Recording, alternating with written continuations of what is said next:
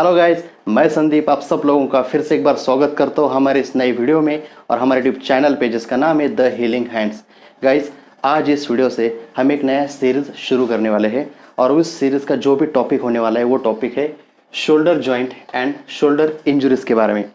तो जैसे आपको पता है कि शोल्डर जॉइंट में काफ़ी सारे टाइप की इंजरी होते हैं। हर एक इंजरी का अलग अलग रीज़न होता है, हर एक इंजरी का कॉज, उसकी ट्रीटमेंट, उसका प्रिकॉशंस, उसका एक्सरसाइजेस सब अलग अलग होता है। इसलिए हम आगे जाके हर इंजरी को लेके उसके ऊपर एक डिटेल वीडियो बनाएंगे जिसमें हम उस इंजरी के बारे में सब कुछ डिस्कस करेंगे। तो गाइस, अभी तक अगर आपने हमारा चैनल सब्सक्राइब नहीं किया तो अभी उसको सब्सक्राइब कीजिए और नीचे जो बेल आइकन का बटन है उसको ज़रूर दबाइए ताकि जो भी सीरीज़ में अब रेगुलर वीडियोज़ आने वाले उसका नोटिफिकेशन आपको मिलता रहेगा। आज इस वीडियो में हम जिस टॉपिक के बारे में बात करने वाले वो टॉपिक है राउंडेड शोल्डर्स। बेसिकली मैं आपको बताना चाहता हूँ कि ये जो प्रॉब्लम होता है ये इसमें कोई स्पेसिफिक इंजरी नहीं होती। ये प्रॉब्लम होता है हमारे रॉन्ग पोस्चर की वजह से। आपने काफ़ी बार वर्ड सुना होगा या फिर आपने कुछ ऐसे लोग भी देखे होंगे जिनके जो शोल्डर्स होते हैं वो स्लाइटली आगे की तरफ झुक जाते। तो शोल्डर का जो राउंड पोस्चर होता है इसी के ऊपर नाम दिया गया है राउंडेड शोल्डर्स। तो अब हम आगे देखेंगे कि इस वीडियो में ये प्रॉब्लम किन लोगों के साथ होता है, इसके क्या क्या रीजंस होते हैं और हम इसको कैसे ठीक कर सकते हैं। ठीक है, तो जैसे मैंने बोला कि ये कोई इंजरी नहीं होती, इसलिए ये होता है पोस्चर रिलेटेड प्रॉब्लम। तो काफ़ी लोगों के सवाल होते हैं कि सर जो हमारे राउंडेड शोल्डर्स है वो ठीक हो सकते हैं या नहीं हो सकते। तो गाइस, उन सब के लिए, आप सब के लिए मेरा एक क्लियर कट आंसर है कि जो भी हमारा राउंडेड शोल्डर का प्रॉब्लम होता है वो हमारा बाय बर्थ नहीं होता। वो प्रॉब्लम होता है हमारे रॉन्ग पोस्चर की वजह से, हमारे रॉन्ग हैबिट की वजह से। तो ये जो पोस्चर का प्रॉब्लम है ये 100% ठीक हो सकता है। बस उसके लिए आपको कुछ स्पेसिफिक एक्सरसाइजेस करने पड़ेंगे और आपका जो सिटिंग का पोस्चर है उसमें कुछ बदलाव लाने पड़ेंगे, तभी जाके ये पोस्चर ठीक हो सकता है। तो दोस्तों, अब हम ये जान लेते हैं कि राउंडेड शोल्डर से एग्जैक्टली हमें क्या क्या प्रॉब्लम फेस करने पड़ते हैं। ठीक है, तो जैसे मैंने पहले आपको बोला था ये राउंडेड शोल्डर में कोई स्पेसिफिक इंजरी नहीं होती, ये बस एक पोस्चरल इशू हो जाता है। बट काफ़ी लोगों को इसकी वजह से जो हमारे शोल्डर में स्टिफनेस आ जाता है उसकी वजह से काफ़ी लोगों को इसमें पेन हो सकता है। काफ़ी लोग कंप्लेंट करते हैं कि जैसे हम सुबह नींद से उठते हैं तो हमारे नेक में एक जकड़न सी होती है, एक स्टिफनेस सा हो जाता है, उसकी वजह से नेक पेन होता है। और काफ़ी लोग ये भी बोलते हैं कि जब भी कुछ टाइम वो कंप्यूटर के ऊपर, लैपटॉप के ऊपर काम करते हैं या फिर मोबाइल यूज़ करते हैं या फिर ड्राइविंग करके आते हैं तो स्पेशली उनके जो अपर बैक का जो एरिया होता है जहाँ पे मसल्स होते हैं वहाँ पे उनको भी एक बर्निंग सेंसेशन या फिर ऐसे एक स्टिफनेस सा भी महसूस होता है। तो राउंडेड शोल्डर की वजह से जो भी हमारे शोल्डर के रिलेटेड, नेक के रिलेटेड, अपर बैक के रिलेटेड जो भी मसल्स होते हैं वो सारे कॉन्ट्रैक्शन में, स्पाजम में चले जाते हैं। उसमें स्टिफनेस काफ़ी ज़्यादा बढ़ जाता है। उसकी वजह से काफ़ी लोगों को neck pain, upper back pain या फिर शोल्डर पेन होने के चांसेस बहुत ज़्यादा बढ़ जाते हैं। दोस्तों, अब हम ये जान लेते हैं कि ये जो राउंडेड शोल्डर का प्रॉब्लम होता है ये किन लोगों में ज़्यादा हो सकता है और इसके पीछे का मेन रीज़न क्या है। तो जैसे मैंने बोला कि ये पोस्चरल रिलेटेड इशू है और इसके पीछे होने का जो सबसे बड़ा रीज़न होता है वो होता है हमारा रॉन्ग सिटिंग पोस्चर। जैसे जैसे टेक्नोलॉजी अभी आगे बढ़ती जा रही है, आप देख रहे हैं काफ़ी लोग लैपटॉप को यूज़ करते हैं, मोबाइल को यूज़ करते हैं। तो जब भी वो लैपटॉप और मोबाइल पे काम करते हैं तो आप जस्ट ऑब्जर्व करो लोगों को, वो बहुत देर तक इस कंडीशन में बैठते हैं। तो गैस, होता क्या है, over the period of time हमारे जो सिचुएशन होता है बैठने का, तो बॉडी धीरे धीरे इस पोस्चर को अडॉप्ट करना शुरू कर देती है। और इसी की वजह से जो लोग ज़्यादा कंप्यूटर यूज़ करते हैं, लैपटॉप यूज़ करते हैं या फिर मोबाइल पे बहुत देर तक टाइम स्पेंड करते हैं, उन लोगों में ये राउंडेड शोल्डर काफ़ी ज़्यादा देखे जाते हैं। इसके साथ साथ और एक चीज़ होती है, जो लोग बहुत ज़्यादा ड्राइविंग करते हैं उनके केस में भी हाथ हमेशा आगे हैंडल की तरफ होते हैं, इसलिए भी ये प्रॉब्लम हो सकता है। इसके साथ साथ जो लोग होते हैं जो जिम जाते हैं और काफ़ी ज़्यादा हेवी चेस्ट वर्कआउट करते हैं उनके केस में भी गाइस ये प्रॉब्लम होने के चांसेस बहुत ज़्यादा बढ़ जाते हैं। क्योंकि लोग चेस्ट का वर्कआउट जो करते हैं काफ़ी हेवी पाउंडेज के साथ करते हैं और वर्कआउट के बाद अपने चेस्ट को प्रॉपर स्ट्रेच नहीं करते, इसलिए उनके जो चेस्ट के मसल होते हैं जो शोल्डर को आगे की तरफ खींचते हैं वो मसल कॉन्ट्रैक्शन में चले जाते हैं, उसमें स्टिफनेस आ जाता है। इसलिए भी उन लोगों में ये फॉरवर्ड शोल्डर का जो प्रॉब्लम होता है वो काफ़ी देखा जाता है। अब ये तो हो गए वो रीजन जिसकी वजह से हमारे शोल्डर्स फॉरवर्ड बेंड हो जाते हैं। बट गाइज, अगर हम ह्यूमन बॉडी की बात करेंगे तो मैं भी आपको बहुत सिंपल वे में बताऊंगा कि शोल्डर का आगे जाने में कौन से मसल रिस्पॉन्सिबल होते हैं। ठीक है, तो बेसिकली शोल्डर जॉइंट को स्टेबल रखने में एंटीरियर साइड और पोस्टीरियर साइड, जिसको हम आगे वाली साइड और पीछे वाली साइड बोलते हैं, उसमें दो मसल्स ग्रुप होते हैं जो हमारे शोल्डर को नॉर्मल कंडीशन पे स्टेबल रखते हैं। तो आगे वाली जो साइड होती है उसमें आते हैं चेस्ट के मसल, जिसमें मेजरली आता है पेक्टोरियस मेजर और दूसरा जो होता है वो होता है एंटीरियर डेल्टॉइड। ठीक है, और पीछे की तरफ जो मसल्स होते हैं उसमें बेसिकली तीन मसल आते हैं, एक होता है रोम्बर्स मेजर, रोम्बर्स माइनर और तीसरा होता है middle portion of trapezius muscle. तो अब होता क्या है कि ये दोनों मसल का अगर बैलेंस बना रहेगा तो हमारा शोल्डर नॉर्मल लेवल पे रहेगा। बट जो भी हमारा रॉन्ग पोस्चर होता है सिटिंग की वजह से होता क्या है कि हमारा जो आगे के मसल्स होते हैं, चेस्ट मसल और एंटीरियर डेल्टॉइड, वो क्या होता है उसमें स्टिफनेस आना शुरू हो जाता है। जैसे जैसे वो स्टिफनेस बढ़ते जाता है वो क्या करता है हमारे शोल्डर को उसकी तरफ खींच लेता है, और जो पीछे के मसल्स होते हैं उनमें वो प्रॉपर स्ट्रेंथ नहीं होती। तो उसमें अगर स्ट्रेंथ कम हो तो वो क्या करते हैं, जो शोल्डर को स्टेबिलिटी देनी है वो प्रॉपर नहीं दे पाते, और जब भी आगे के मसल्स उसको खींच लेते तो पीछे के मसल उसको प्रॉपर रेजिस्ट नहीं कर पाते, उसको अपोज नहीं कर पाते। इसलिए जब भी ये टाइटनेस हो जाता है और पीछे के मसल वीक बन जाते हैं तो हमारा शोल्डर राउंडेड बन जाता है। अब हम चलते हैं हमारे मेन टॉपिक की तरफ, जिसमें हम बात करने वाले ऐसे 4 एक्सरसाइजेस की जो करने के बाद आपका जो राउंडेड शोल्डर का प्रॉब्लम है हमेशा के लिए खत्म हो जाएगा। तो इस टॉपिक में हम 2 एक्सरसाइजेस करने वाले हैं हमारे चेस्ट मसल के स्ट्रेचेस के लिए, और 2 एक्सरसाइज करने वाले हमारे बैक की जो वीक मसल है उसके स्ट्रेंथनिंग के लिए।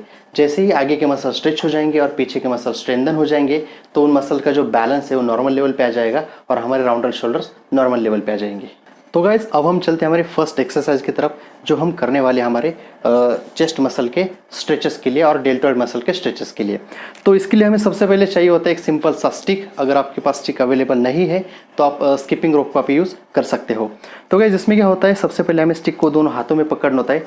तो इनिशियली आप क्या करो, इसमें थोड़ा डिस्टेंस ज़्यादा रखो ताकि हाथ को जब हम पीछे लेके जाएंगे तो आपको यहाँ पे कुछ पेन फील नहीं होगा। तो अब इसके साथ जब हम इस स्टिक को पकड़ते तो इस स्टिक को हमें स्लोली अपने सर के ऊपर से पीछे की तरफ लेके जाना है और सेम डायरेक्शन में आपको इसको आगे की तरफ लेके जाना है।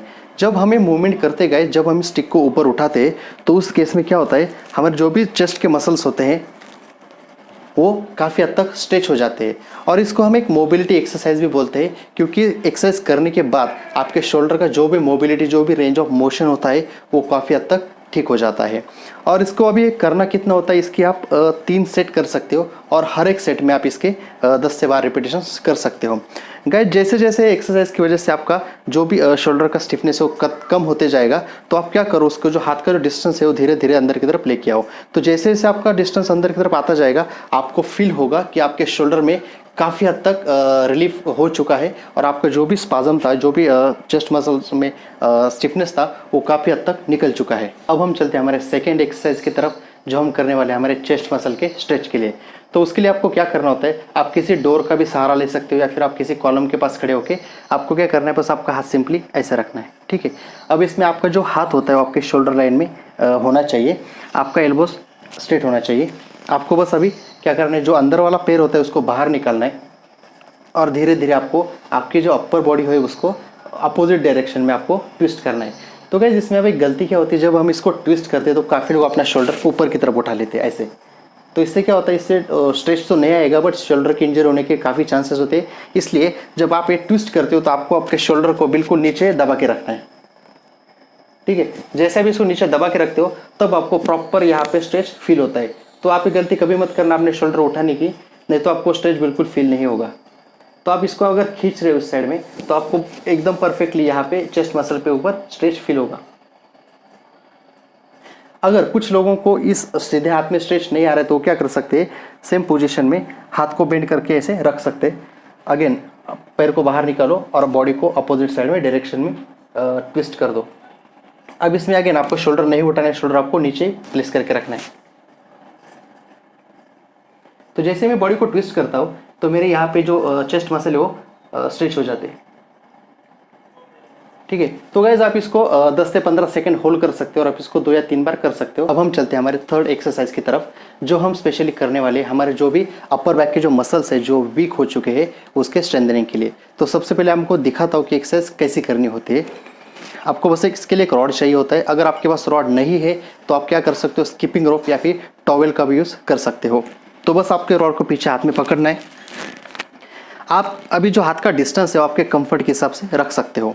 तो हाथ में पकड़ने के बाद आपको बस इस रॉड को पीछे की तरफ खींचना है, आगे लेके आना है, ठीक है। अगेन पीछे की तरफ खींचना है, आगे लेके आना है।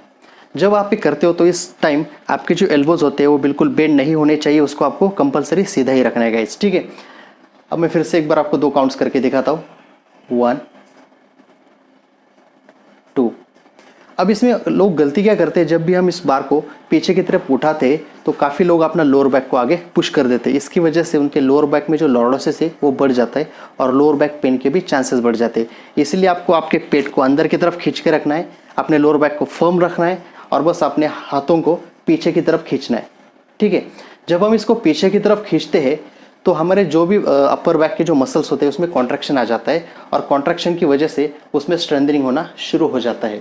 तो आप इसके भी 3 से 4 सेट कर सकते हो और हर एक सेट में आप 10 से 12 रिपीटेशंस कर सकते हो। गाइस अब हम चलते हैं हमारे फोर्थ और लास्ट एक्सरसाइज की तरफ, जो हम करने वाले हमारे अगेन अपर बैक के मसल के स्ट्रेंथनिंग के लिए। तो उसके लिए हमें चाहिए होता है एक रेजिस्टेंस ट्यूब। ये मार्केट में इजीली मिल जाता है। अगर आपके पास ये नहीं है तो आप थेराबैंड का भी यूज़ कर सकते हो। तो गाइस इसमें सिंपल आपको ये ट्यूब को हाथ में पकड़ के बस आप इसको एक रोटेशन लेके ऐसे लॉक कर दो। ठीक है, अब आपको क्या करना है, आपके दोनों हाथों को आगे की तरफ खींच के उठा के रखना है और आपके जो शोल्डर से उसको पीछे खींच के रखना है। जैसे आप शोल्डर पीछे खींचते हो आपके जो भी पीछे शोल्डर ब्लेड होते हैं वो एक दूसरे के पास आ जाते हैं। ठीक है, तब इसी पोजीशन में आपको स्लोली हाथों को बाहर की तरफ लेके जाना है और अंदर की तरफ लेके आना है। ठीक है, आप फिर से देख सकते हो, इसको मैं बाहर की तरफ खींच रहा हूँ और अंदर की तरफ खींच रहा हूँ। इससे क्या होगा, जब भी हम हाथों को पीछे खींचते हैं तो इसमें रेजिस्टेंस होता है। रेजिस्टेंस की वजह से हमारे बैक में कॉन्ट्रैक्शन आ जाता है और हमारे जो भी वीक मसल होते हैं उसका स्ट्रेंथनिंग शुरू हो जाता है। अब मैं आपको इसको पीछे से दिखाता हूँ। आप देख सकते हो मैंने मेरे दोनों शोल्डर को पीछे की तरफ खींच के रखा है। अब मैंने स्लोली इसको बाहर की तरफ खींचा है और अंदर की तरफ लेके आ रहा हूँ। ठीक है, जैसे मैं इनको बाहर की तरफ खींचता हूँ तो मेरे दोनों शोल्डर ब्लेड पास में आ जाते हैं और उसके रिलेटेड जो भी मसल्स होते हैं रोम्बॉइड्स और मिडल ट्रेपेजियस, तो उसमें स्ट्रेंथनिंग होना शुरू हो जाता है। तो गाइज इसके भी आप 3 से 4 सेट कर सकते हो और हर एक सेट में आप 10 से 12 रिपीटेशंस कर सकते हैं। आई होप आपको आज का वीडियो काफ़ी पसंद आया होगा और आपके जो भी क्वेश्चंस थे, क्वेरीज थी रिलेटेड टू राउंडेड शोल्डर्स, उसका आपको आंसर मिल गया होगा। तो गाइज इसके साथ साथ और एक चीज़ बहुत इंपॉर्टेंट मैं आपको बताना चाहता हूँ कि हमारे पोस्चर में जितने भी प्रॉब्लम्स होते हैं उसमें हमारे कोर का, हमारे एब्डोमिनल मसल्स का बहुत ज़्यादा रोल होता है। तो हमारे कोर को स्ट्रॉन्ग कैसे करना है उसके लिए भी हमने वीडियो बना के रखे और उसका लिंक मैंने डिस्क्रिप्शन बॉक्स में दे दिया है, तो आप वहाँ जाके चेक कर सकते हो। तो गाइस मिलते हैं अगले वीडियो में ऐसे किसी नए टॉपिक के साथ, तब तक के लिए टेक केयर।